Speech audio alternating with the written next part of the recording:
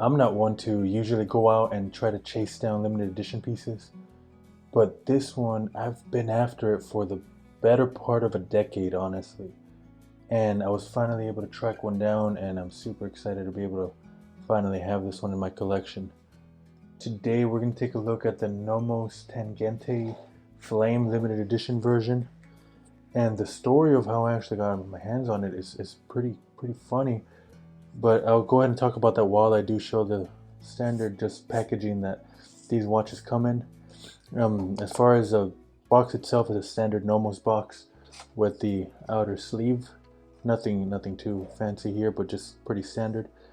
But the story about this one is I've been after this Nomos watch for about a decade, and because it was so limited, I was never really able to catch one. And I saw one go up on Reddit a few weeks ago, maybe 2 months ago. And when I messaged the guy saying that I wanted to buy it, it actually sold before that. And I posted on my Instagram page saying, if anybody has one of these. And mind you, this is a 30-piece limited edition that came out almost 20 years ago. So there aren't very many of them floating around. And the guy who actually bought it sent me a message saying, he wasn't too happy with the watch itself, and if I wanted to buy it from him. And here we are. I finally got it in my collection now. Here it is. Now, it doesn't have the stock strap. I don't like the way it looks on this specific watch, so I threw it on this gray strap. Here it is. The Nomos Tangente 35 Flame limited edition. So the story with these flames, the story with a lot of Nomos actually, is that Nomos is a brand that does a lot of limited editions, a lot. They often partner with jewelry stores or authorized dealers, and they release variants of their watches. The brand itself only has maybe 7 or 8 lines of watches, and they do small variations on their very minimalist styles. And I'm a big fan of the brand. I'm a big fan of everything they do. I've owned a lot of their watches actually. I've owned an Orion, a Club, their World Time, and now this. And to me, this has always been the epitome of their watchmaking, the epitome of their watches. And I never owned one. And while I do love the design itself, I always found it a little too formal and too dressy for my personal style. So I always thought this would be the perfect one for me because it's so bright. The color is so specific. It's not pink, it's not red, it's not salmon. It's a kind of a coral color. And if we look a little bit closer into the indices here, you'll see that it's small details like this that really make me love the brand. Every other hour indice here is actually an orange. I think that's pretty easy to see. But every other one, the non-orange ones, they're actually a very light tone of blue, almost gray. And even the Nomos logo itself is gray.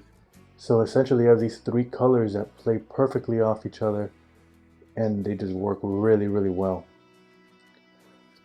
So Nomos in 2005, they released a batch of these limited edition pieces, and I believe they released 12 of them, and each one got 30 pieces of them.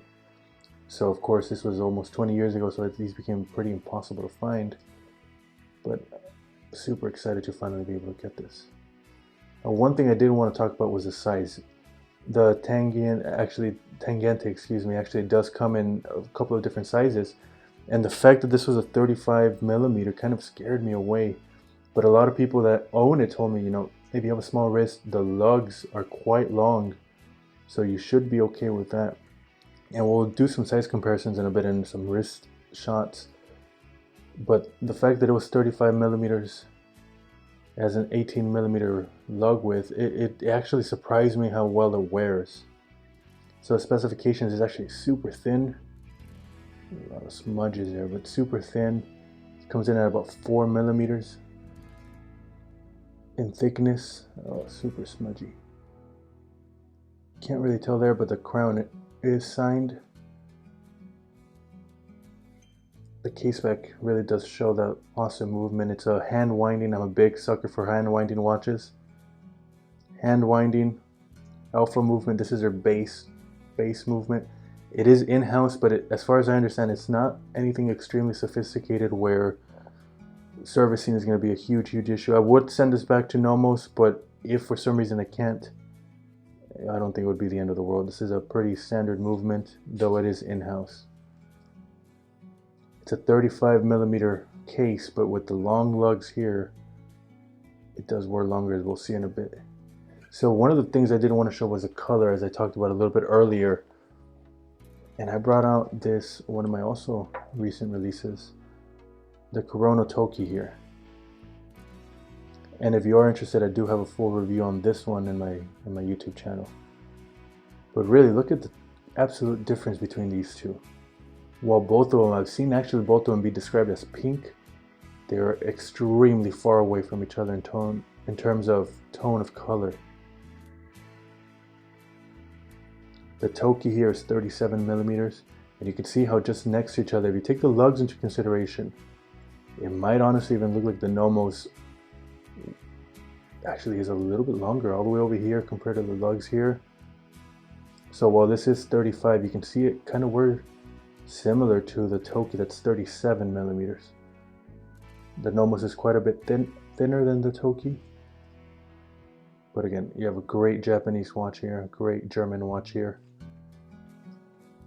And really, I do like the fact that I'm growing into moving away from just only Swiss watches, because there's a lot of fantastic pieces that can be had outside of that country. And I also wanted to compare it to this Timex, the Marlin. This one is actually advertised at 34mm.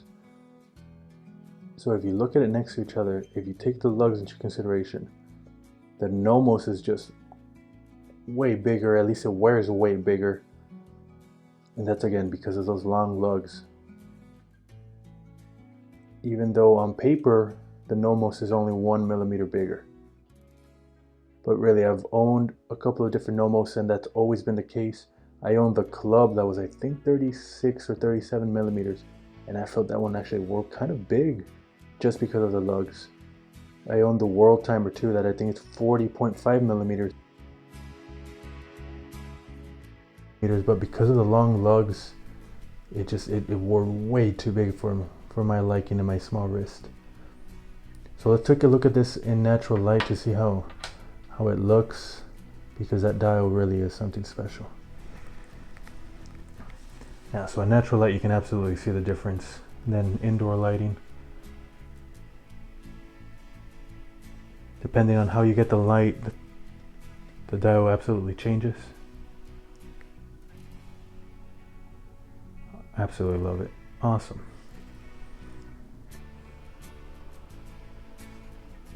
So let's go ahead and throw this on the wrist to see how that wears.